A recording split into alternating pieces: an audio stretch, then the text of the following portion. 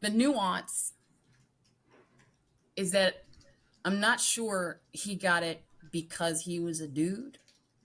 The nuance is that you didn't get it because of how people see women. And it's important to make that distinction because people start to get real defensive when you call out such a truth.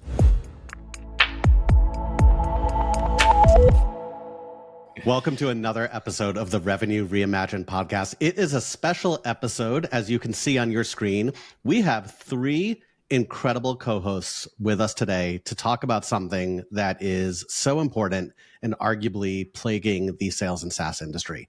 We have Ashley and Katrina from Ashley and Katrina's Infinite Revenue playlist, and one of our very first original and best performing guests of the show, Nikki Ivey, is back with us again. Ladies, and the Dale guy's here. Yeah, Ladies, thanks for joining us.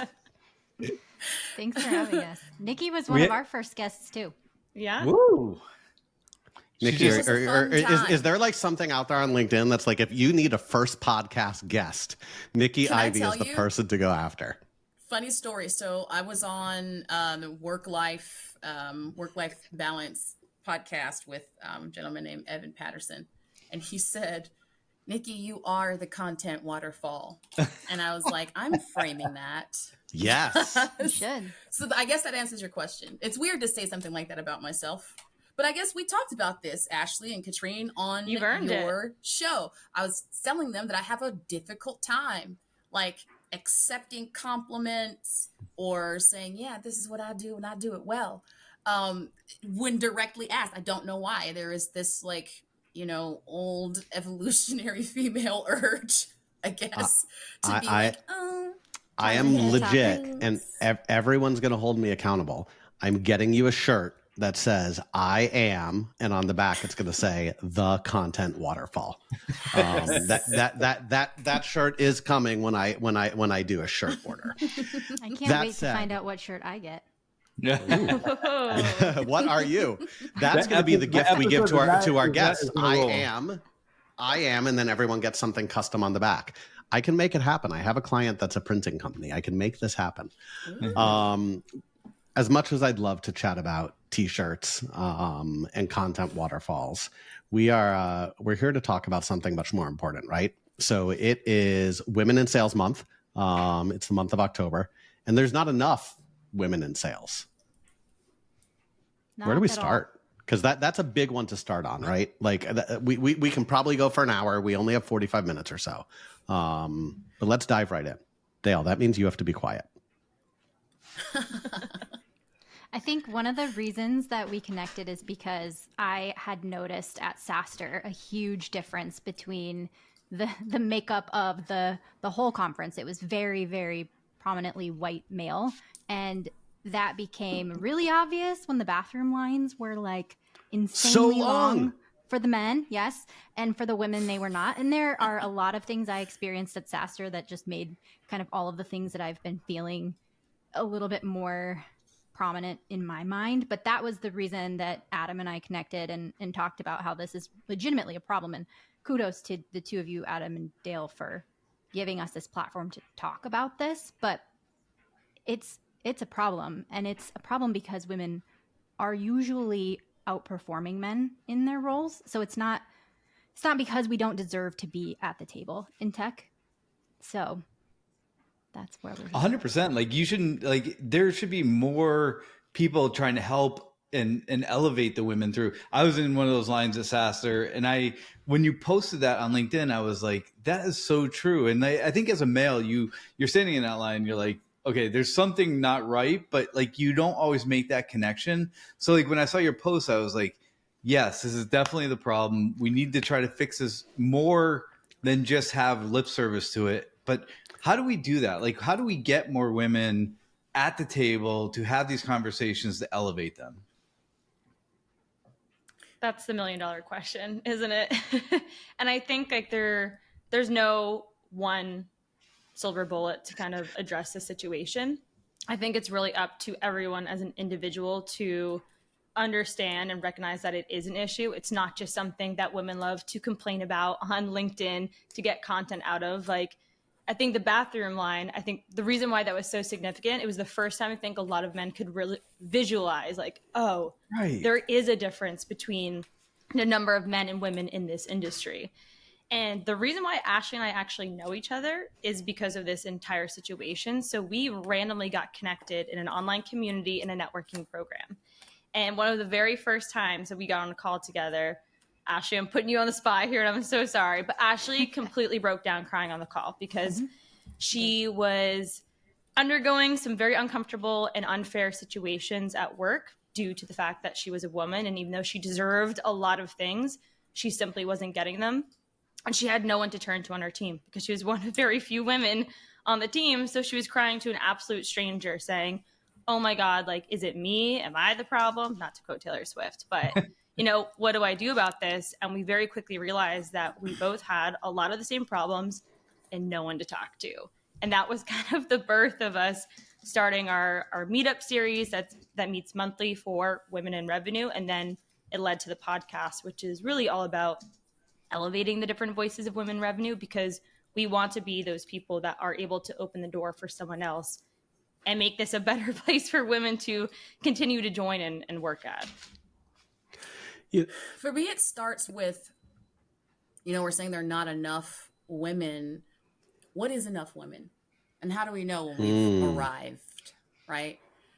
You know, if we're talking about numbers, McKinsey and all the other smart research people could probably quantify this, right? Could probably say, here's what equity would look like in a given profession, right? If all things were equal. But one of the ways that it became obvious to me when I first became a seller, that there weren't enough women, and what I think we can all take a look at is when I was pointed in the direction of people to learn from, right? Who to follow on social, whose books to read, whose workshops to go to. They were all men. And this is, I started in SaaS. I'll start with SaaS, was 2014, 2015. So they were all men. And the implicit message then is that this is where sales expertise comes from. So enough women, right? For me, let's clarify. There's no such thing as enough women as far as I'm concerned, right? You can never have too many. But words, wigs, women's in charge. That's what I celebrate. But so this idea of learning from women and focusing on who we're treating as experts, whose efforts to dole out that expertise are supported, you know, in words and in deed, right? That is, I think, ground zero, at least in the sales profession, for how we start to really understand the scope of the problem. Because now if we step back and you start to think about, right, what are that's, let's just say we're talking about sales podcasts. Very few of them are women hosting them and, you know, the expertise coming from that. I actually experienced this back when I worked at Sweetfish Media, who were, shout out to James Carberry, back when I worked at Sweetfish Media, who were doing sort of brand focused podcast marketing before most people. One of the biggest challenges was finding women to interview on the podcast as experts. I don't know if you all are running into that. Listen, we struggle with it all the time. And you said something that's so true. Like, words are cheap, right? At the end of the day, actions are all that matter. We could all say shit all day long, but until you put the actions behind it, it doesn't matter. One of the things when Dale and I were starting our show that we said we want to be very deliberate about is not being the male show. And even with, and again, actions are all that matters, with making a very conscious effort, it's hard. And I wish it wasn't, but it is.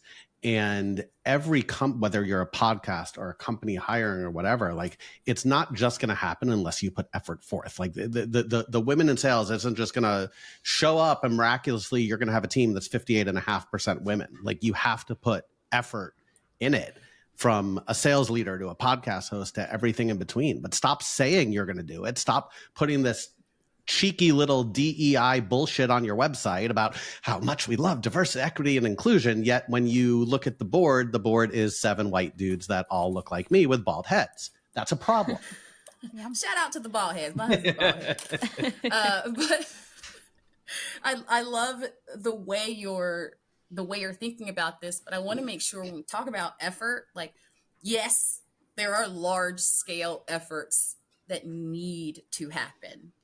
But a lot of the time it ends up being a bit of a bigger problem than any one individual salesperson could solve alone. But if we're talking about what we as individuals can do, right, to Katrine's point, right, about how it's individual people looking at their behavior, thinking about the way that they think about stuff and changing it. It doesn't cost anything to follow people on LinkedIn. And yet, most people, right, have way more followers than people who they are following, right? I guess influencers on Instagram told us it's a flex. I have no idea. But one of the things I did when I was thinking about this very issue, right, who am I learning from, right? Where is the expertise in my LinkedIn timeline coming from?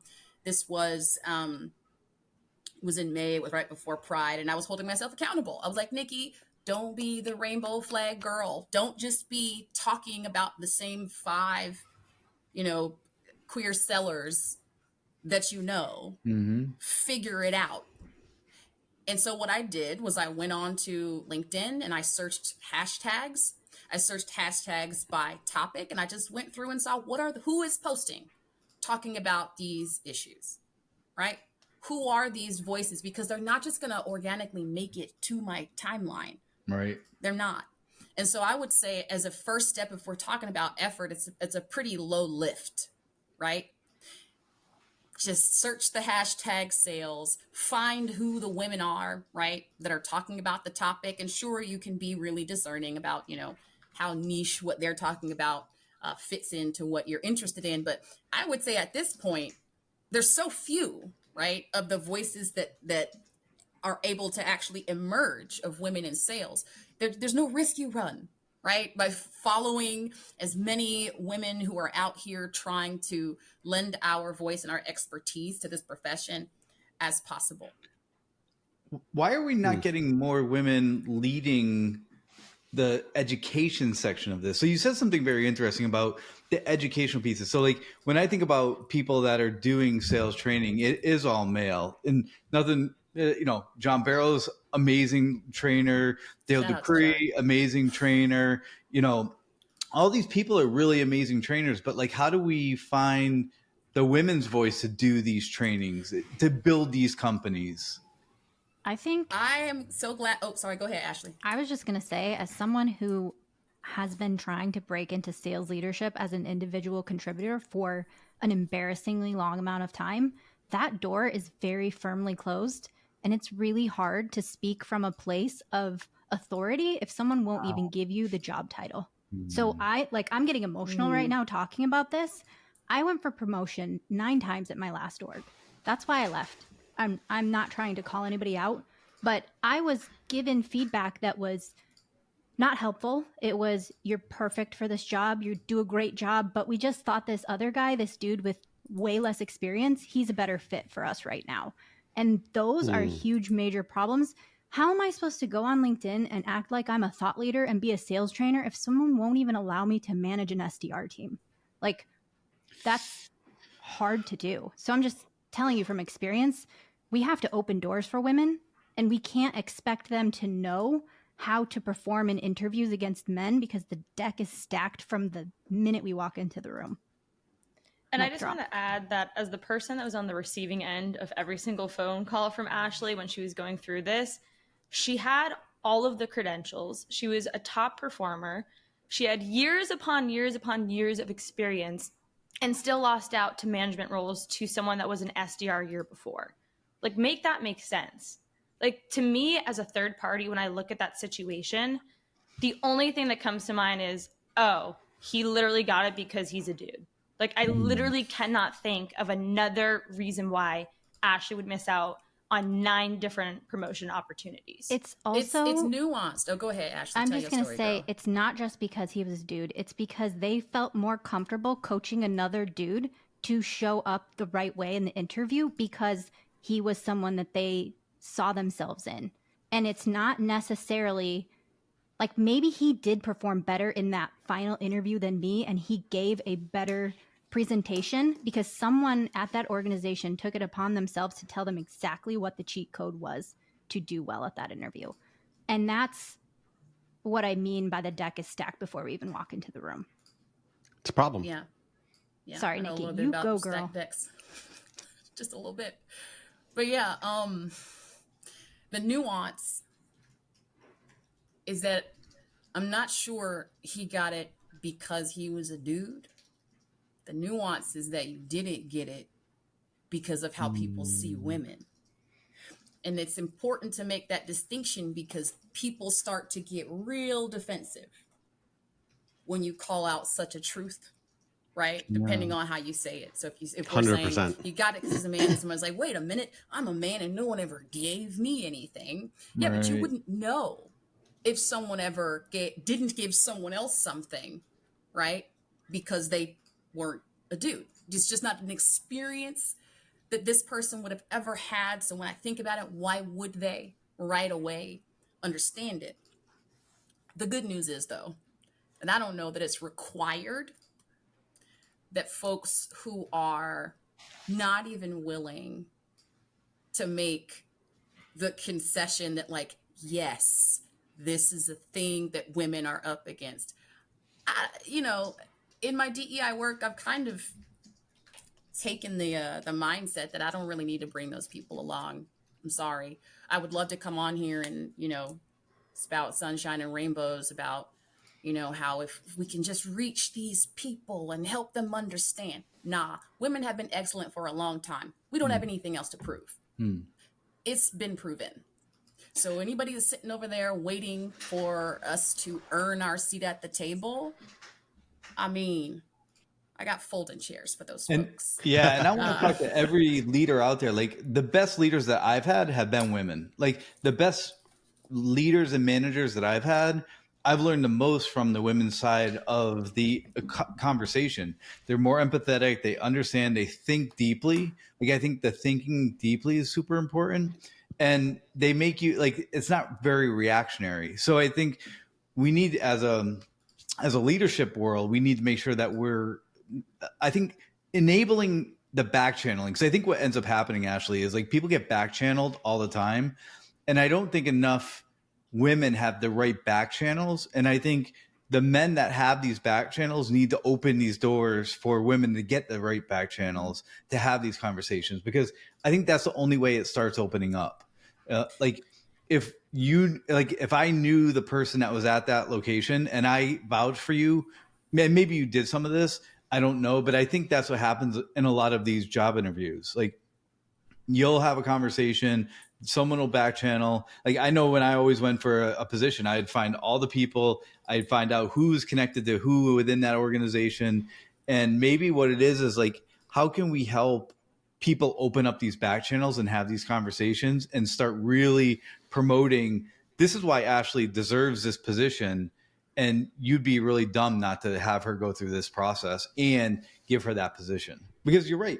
We need women leaders to be able to do training because Nikki, after you said that, like sparked a light bulb to me. Like we don't have a lot of women trainers in the sales world, and that could start flipping the dynamic. Yeah, it's one of the reasons that that Leslie Vanetz and I are doing the event that we're doing. And it's the reason why we've chosen #LearnFromWomen as part of what we're going to be doing to promote the event. And you mentioned earlier, John Barrows. One of my favorite things, in my brief time that I got to work with those folks, is that it's a stable of fly ass sales fillies. I mean, it was all women. Right. And yeah, it's myself, Leslie Douglas, Shelly. Anyway, so there was this stable. It was all, I was shocked because I hadn't seen that, you know what I'm saying, in the training space like you're talking about. And this is like no slouch. Like these women are carrying $1 million quotas, right? Selling sales training, which you all know is a very crowded space. Very crowded. During the beginning of this little recession period that we were having, like, but that's what's going on there. Oh, and by the way, they're training too, right? They're delivering this world-class training, sometimes, 3-4 sessions a day with different orgs. So the expertise is there, it exists, and some people are hip. Like just what I Rachel think May, help, like Rachel May is another one. Like Rachel, like saw her as Aster. There's so many incredible ones out there. Like I also Dale, want to call out that go ahead. Just because some of us haven't earned the title and haven't like earned the right to share does not mean that we aren't perfectly capable of being fantastic sales trainers. 100%. It is very hard to motivate. This is like an intrinsic thing related to imposter syndrome, because there's a lot of knowledge I have, and I've done the job without the title 1 million times. And that is where it gets tricky, because I feel like people are more likely to listen to somebody who is a dude than a woman if they haven't proven it and don't have the credentials behind their name. It's called prove it again bias. That's what it's called. And I know her well. Ashley, as you're talking, I'm smiling, I'm upbeat, but I'm seething beneath the surface for what happened to you. And I know you're healing, you're good, but like, come on. I mean, we all, as a man, I'm seething. I mean, Ashley, you and I spoke when it was happening. Like this was even before Surf and Sales. Like, and I remember sitting across, I think I was sitting across the pool from you, and I remember my blood boiling hearing the situation. The problem is it's everywhere. This is common, not just where you came from, not just where I've come from, not just where Dale works or where Nikki works. Like, this is a pervasive problem that happens over and over and over again. And Dale, you said it, you said your best leaders have been females. Like, I tell the story on every podcast I guest on. I tell the story about the leader who fundamentally changed me as a human being and made me the leader I am. And guess what? Her name is Whitney. Like, how this isn't being dealt with and fixed in 2023, almost 2024, blows my fucking mind. I think part of the problem is, and not to get all conspiracy theory on patriarchal things, but I think, when I look at like the grand scheme of the problem, a system that's built to benefit a certain type of person, that person that goes through that system is not going to recognize that it's not made for someone else too. And if the majority of people in tech are men, they're going to go through life all happy, all dandy, saying, oh, things are great, right? Like, if I work here for a few years, I get a promotion, I can jump and get a VP title, whatever it is, right? And like, yes, like, they're not innately like trying to fix the problem because it doesn't affect them directly on a daily basis, versus now people are getting vocal and calling it out. And I think, to go back to our lovely friend Leslie, she talked a lot about being an ally versus an advocate. And in her definition, being an ally is saying like, yes, I support women. Of course they should get equal pay. Of course they should get equal opportunities. But Adam, as you said earlier, if you're just sitting there spewing pretty words and doing nothing about it, what good are you actually doing? Versus a true advocate is actually putting their money where their mouth is and actively seeking out women to hire, actively opening doors and back channeling them at their company so they also have all the right information to land that VP title, whatever it might be. But of course, the typical person, and I wouldn't call you two the typical person, right? Because like, you have a really big platform and you guys are awesome and you call out problems like this, but the typical man in tech is not thinking about these things, so they're not motivated to do anything to change it, from my perspective, should I say.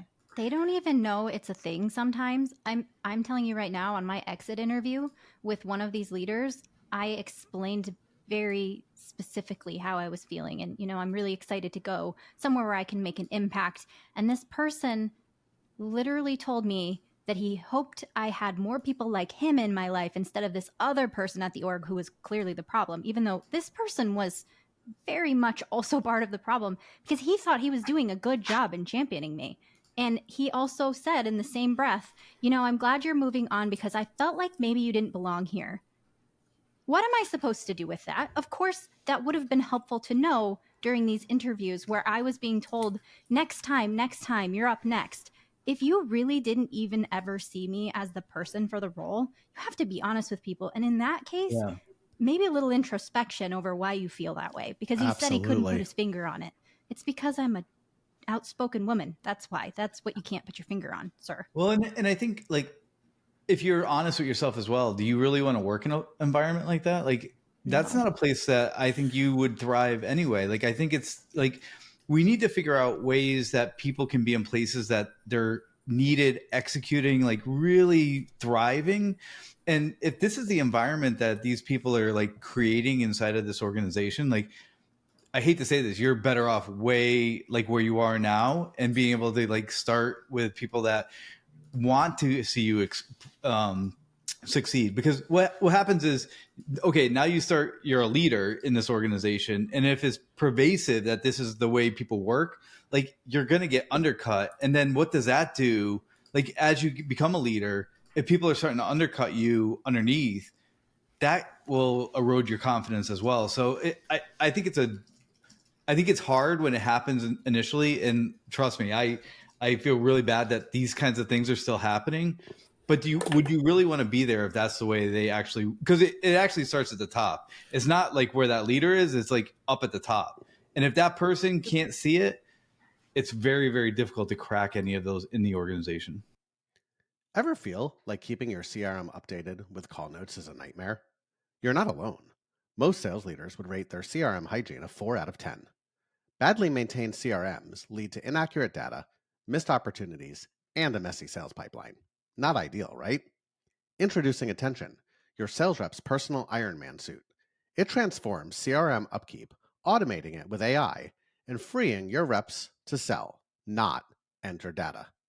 Attention fills your CRM with a single click, drafts custom follow-ups, and gives real-time assistance. Isn't it time your CRM worked for you? Ready to upgrade your sales? Visit www.attention.tech.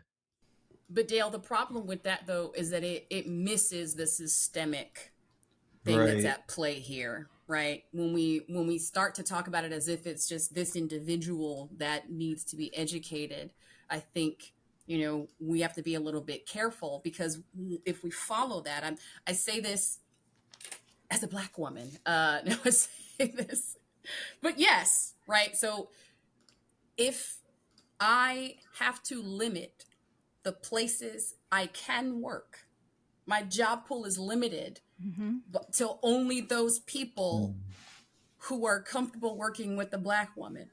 And then of those people who are comfortable working with the Black woman, those who don't have preconceived notions that might make them believe I wasn't fit. You're narrowing my job pool, creating an inequity. It amounts to economic exclusion. Yep. So what I don't want to see, Ashley, is, you go to some place else and hopefully there's some kind man to champion you, some benefactor, this is not My Fair Lady, we good. But what needs to happen is that the actual issue is called out and unseated. And I think that when we start to talk about it as economic exclusion, then it makes perfect sense, right? You can think about the same people who do this, right? Who do what happened to you, Ashley. They have moms, they have sisters, they have daughters, they have wives. And the way they think of them in the back of their mind, whether or unconsciously, right, is different often from a way that they would think of a colleague or an equal. But they want their daughter, their wife, to not be economically excluded. It'd be too easy for them to say, well, if I want my daughter to be successful, I'll just teach her to be confident. I'll just make sure that she gets in the right rooms. There, did it, fixed it, right? No. What we're trying to prevent is not someone being mean to your daughter. What we're trying to prevent is not even just someone treating Ashley as unfairly as she was treated. We're trying to unseat the system.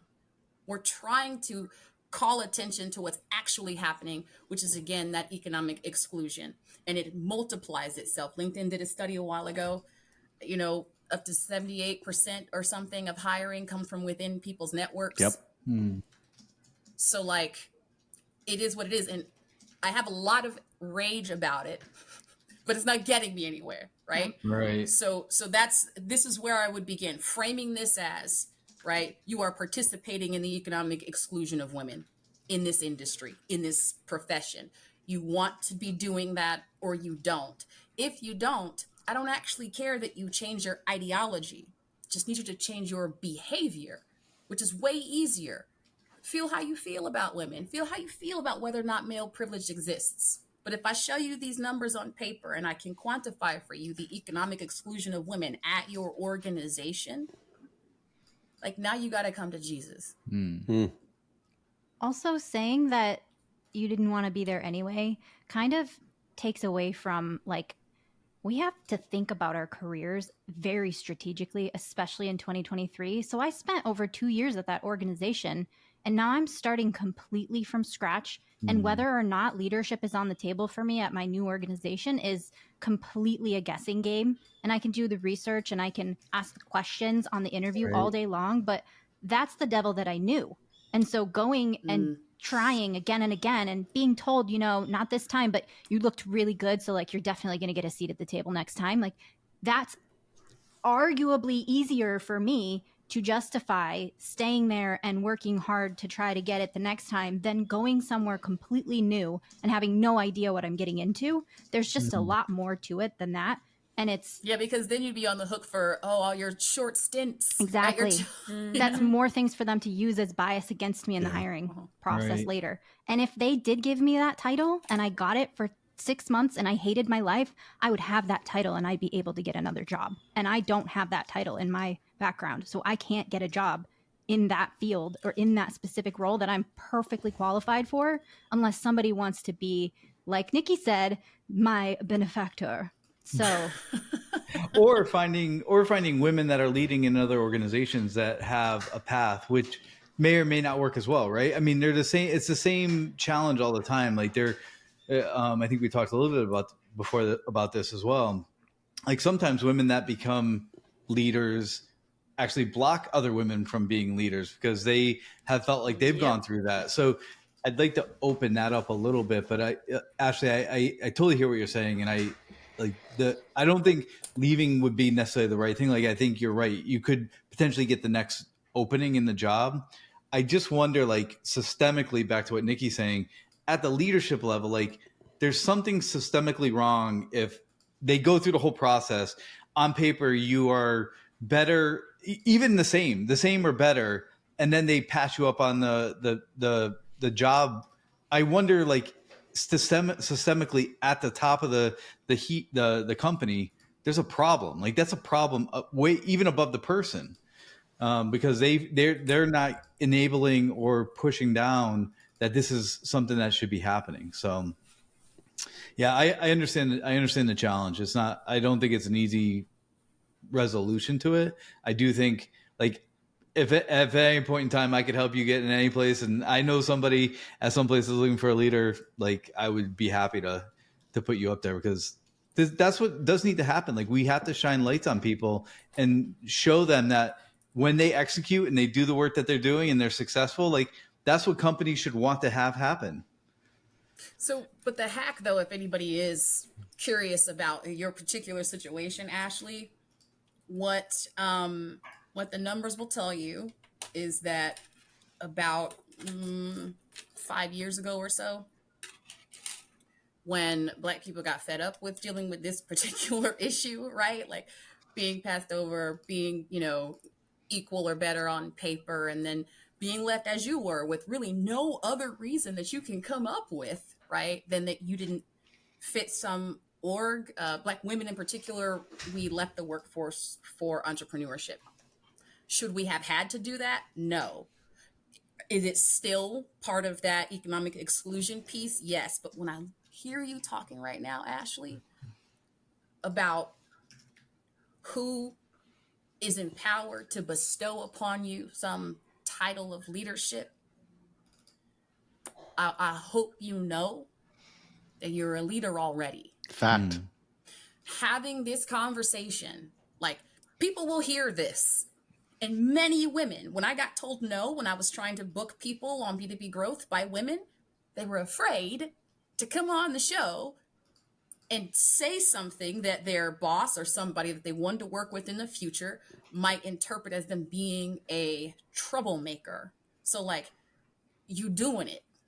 Yep. I look at women like, what's this young lady's name? Melissa Gaglione. I think she's awesome. She's awesome. She's an AE. I never heard of this young woman until I saw her videos in my feed. And I challenge anybody to tell that young woman she is not a leader, that she is not a trainer, she is not an expert, she's doling it out. So Ashley, do that. It doesn't have to be videos on LinkedIn if that's not your bag. Maybe you make, PDFs as downloads and hand them out for free. I saw that really succeed for Gabrielle Blackwell. But you're already a leader. Those who don't want to elevate you to the position, right? They're just not paying close enough attention. I don't know what else to tell you. They're missing out. But you have your own podcast. Like, you're doing your own podcast. Like, you're speaking out. You are taking a leadership role. Like, it's going to happen. Like, and you're not going to have it. Someone's like giving it down from you from the top. Like, you're doing it yourself. So I didn't know this was going to be therapy for me, but thank you all for the. We love you. This is wonderful. Yeah. Well, what are you saying, Katrine? I was going to say, part of why we started the podcast, Ashley, if you don't mind me sharing, is you wanted an external thing to point to say, look, I'm interviewing all these very prominent sales leaders, entrepreneurs, BDRs, AEs, and that I can hold my own with them and give them information and talk about every aspect of sales and the sales cycle on my own show. And that even wasn't enough, which is wild. It's crazy. I mean, that's the thing about women is we can't afford to take no for an answer. And so I'm just really grateful that Katrina has been my partner in crime with a lot of things. And we are exploring the idea of entrepreneurship, spoiler alert, because tell me more. I don't know if we're ready for that. Another episode at a later time. Yes, I do. I want to call out Katrina though, because I think you touched on this a minute ago, Dale, when you were talking about women on women crime. And I think it's definitely a thing, but I think women who are supporting each other is becoming a little bit more common. And it has been instrumental in my personal and professional growth. Having someone like Katrina who's in the role, who understands, who's not necessarily at my org, because you can't, that conversation where I sobbed to Katrina, there's nobody internally I could have had that conversation with that I could have potentially brought someone down. And in sales, mindset is very important. So someone being able to receive your venting, it's something we have to be very aware of, because I don't want to bring the rest of my team down. Having a safe person who's also a woman in sales who can speak to me about things that are hard I just go find someone like that, because it's so important. Nikki, I feel like you and Leslie are becoming that for each other, and I love to see it. And I think that's way more, I think we should talk about that more than we should talk about women on women crime, because it's a thing, it happens, and it sucks. But like, the way we fight that is to support each other. Yeah, I mean, usually what dispels it is just for like the two women to have a conversation and learn that a lot of it was a narrative that didn't have anything to do with them, right? So, for instance, Tyra Banks and Naomi Campbell, right? Famously, during the 90s golden age of supermodels, they were competing against each other for no other reason than that these folks were like, oh, we already got a black girl. Right. And so then it built this narrative out there in the world that Naomi Campbell and Tyra Banks can't stand each other. The truth, though, is that was never the case. It was never the case. It was the powers that be, right, reinforcing this idea that they could only have one black woman. They only needed one black girl. That was the problem, right? So to your point, Ashley, I would go there. I would go to the building community with women. Because it's a thing, but it's a smaller problem, I think, right? Women blocking other women, I think, is a smaller problem That's great to hear. then Like I'm super pumped to hear that, because like that to me would be really unfortunate for all the work that women are doing in B2B tech, in sales, like getting better, doing all the things that they want to do to be successful, and to now kind of come together and collaborate. Like I do think moving into 24, it is a collaboration. There's a community. There are things that people need to stop. They need to be more transparent. They need to be a little bit more vulnerable with one another and make sure that we're collaborating so that we can help each other out. in concrete goals. So if I come into this and I say, I want to help women in sales, sure. Very different from saying, I want to help 25 women get jobs as SDRs in sales this year. Right? Now we know who we need help from. We know how much help we need, you know, it's sort of like me and Leslie, right? It's more than just saying, I want to learn from women. It's like saying, where can I buy tickets to learn? No, I'm kidding. But that's sort of thing, right? Hint, quantify Nikki's event coming up. These efforts. I think also, Dale, like going back to the community aspect of it, one, it's, you know, knowledge is power. And two, there's power in numbers. And I think women have very quickly learned that when you come together and you work together and you support each other, all the shitty things you go through become much more manageable and much easier.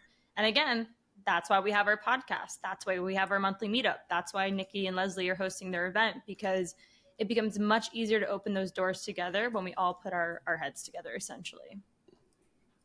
And like you said, you have to talk about it, right? There's like this therapy part of it, like because sales can be very lonely. Leadership can be even lonelier.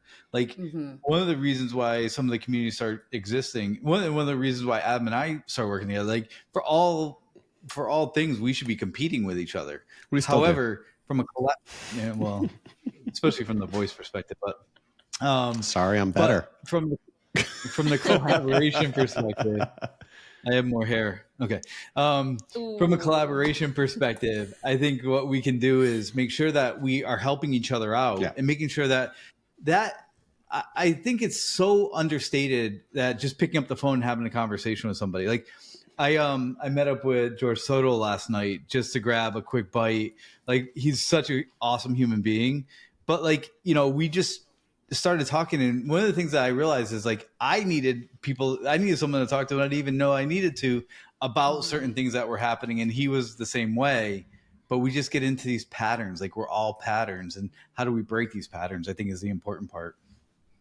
It makes me think of Riley Blaisdell. If you haven't heard of him, you should definitely know him. He pops in and he champions as many people as he possibly can. In every situation. He sees a post, somebody's saying, hey, who are the people we should follow? Hey, who's a good in sales? And there is a significant number of women, people of color. There are people who are underrepresented in tech on that list. And he is doing, it's like Nikki said, that is free for him to do. It's free. Yeah. Highly intentional he is about it. It's highly intentional. He's building his community. I have met him in person. He is fantastic. He's real.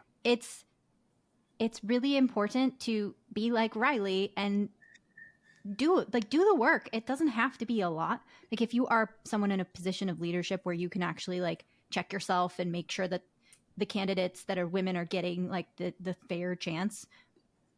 But if you're not, like there's ways that are free to elevate the voices that are not seen enough. I shared the other day on LinkedIn, I shared some like, what is the criteria that I go through when I'm trying to figure out like, what is this group that I'm not, you know, I don't identify as, what are they up against? What is my role in it? And how can I be helpful? I can share it with y'all after if you think it would be a helpful resource for your listeners. Yes, you should put it in the show notes. Yes, please. We'll put it in the show notes so people can pull it. So if people want to make a difference, right? So people are listening, whether you're a male, whether you're a female, and you want to make a difference, what are some the top one or two actions each of you ladies would recommend that people can take right now, today, as they're listening to this, to go make a change, to go influence change? Because again, talk is cheap. Thoughts are cheap. How do we fix it? Or start to fix it, better said. Katrina?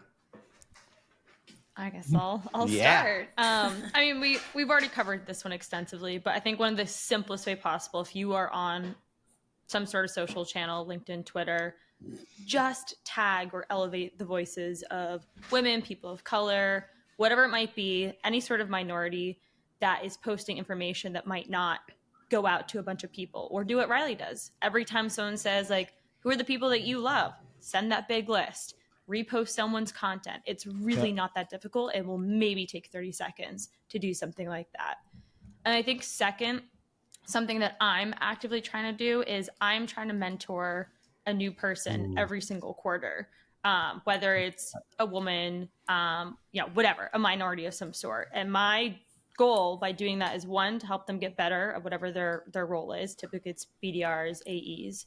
And two, to network the shit out of them, open as many doors as possible, whether it's to get a new opportunity, to meet another mentor, to meet someone senior that can give them more information that I can't. But again, it doesn't take very much. I do a couple calls a month with them. And I think like that has been the most impactful thing that I've seen so far from anything I've done myself. I love that. I also think it's important to speak up when you are if you're a man or a person with power, you don't have to be a man, who is in those rooms, and you hear, even if it doesn't affect you, anything, you have to say something, like, and not let it slide. I've been in the room when people said, behind the doors, we shouldn't hire more women because they could get pregnant and we don't really want to deal with that. Like, nobody said anything. Say something. Because I wasn't the person that could say something. I literally had a baby at the time. Like, that's probably not going to be very impactful coming from me. But the fact that they said that in front of you, like, blows my fucking mind. No, but it happens. Like one of my very first leadership jobs was a European company, and when they came over, the CEO asked at the end of an interview, I remember this when or if they were going to get pregnant, and I was like, you can't do I that. can't believe you asked that question. Secondly, like you should never ask that question. And third, it doesn't even matter. Like, if it's the right person for the job, we'll go through the process. And if something ends up not working out, it doesn't work. Like, I could not believe that was asked. But you just said it. If it's the right person for the job, I will never forget, and I'm going to call her out by name, Leah Lindsay, one of the best reps I've ever hired in a previous company, interviewed with me in person, 8 months pregnant. And it was the first thing she told me. I mean, she couldn't hide it. She hid it on the phone interviews. And when we met in person, she's like, I didn't tell you because I thought that you wouldn't move me forward, which is very sad in and of itself that she felt that way. 8 months pregnant. Hired her knowing she was going to go out on maternity leave for 2 months. Didn't care. She was the best person for the job, and she killed the job. And that's the mindset we need to have. Well, I've been there too. It is terrifying because even if technically they're not supposed to. Sure. Right. They don't tell you it's in their thought process, but. Yes.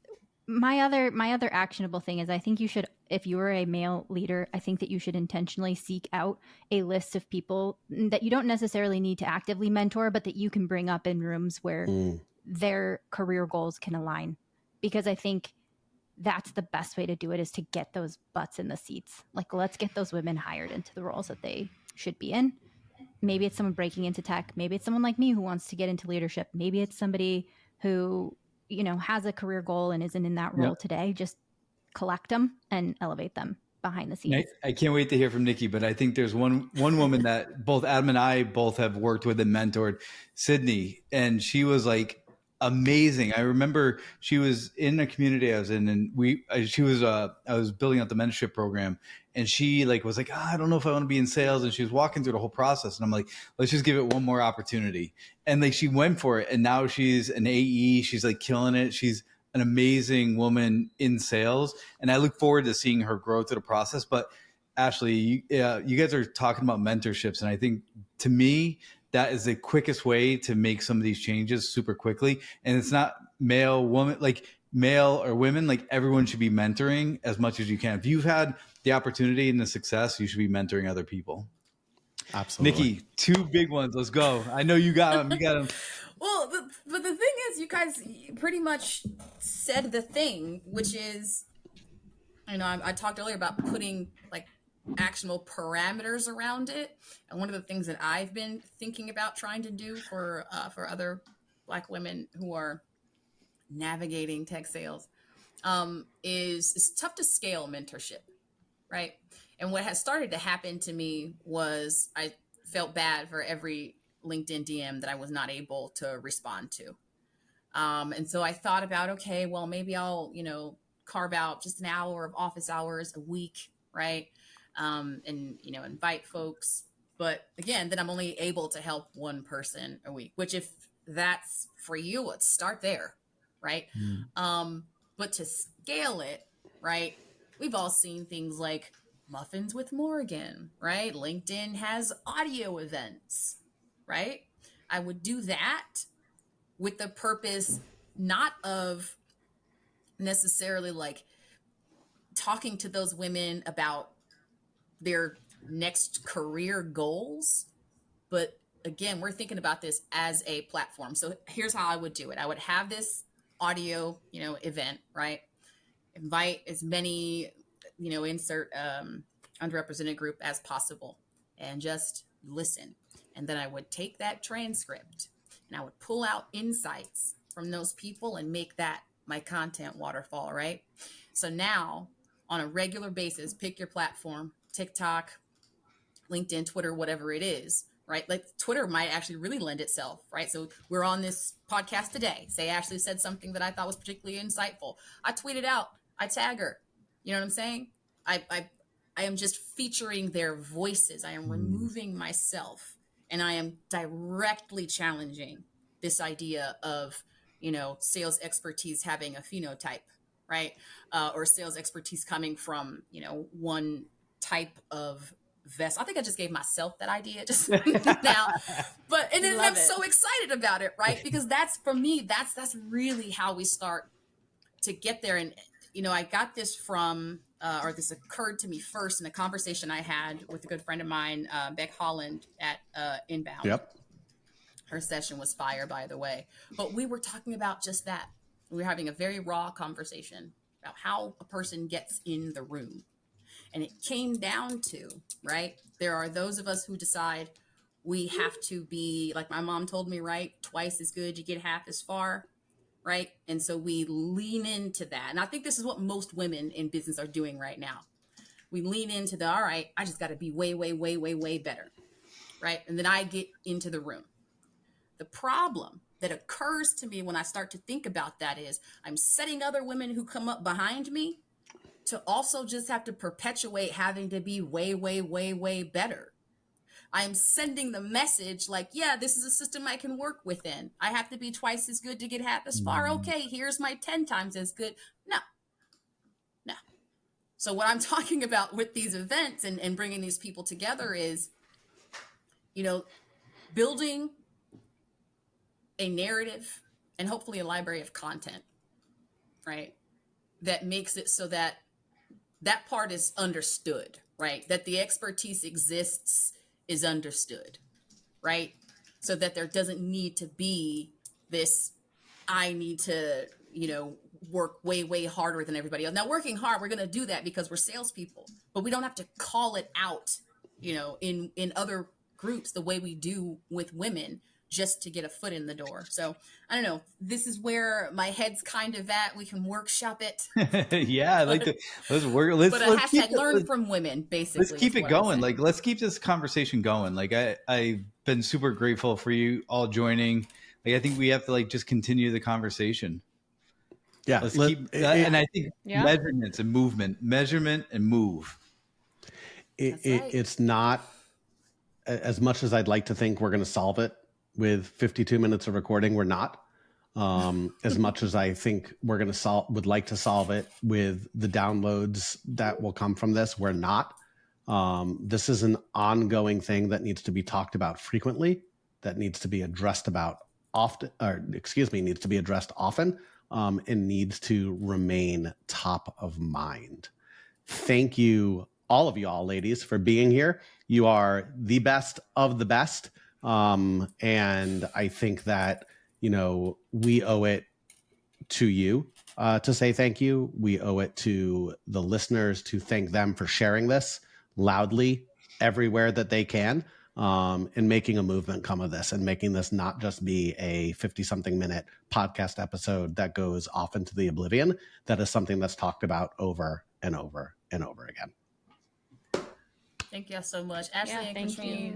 Thank you. It is so good to see y'all. I know. We love you, Nikki. Thanks for doing this. Thanks, y'all. Thanks for providing the space.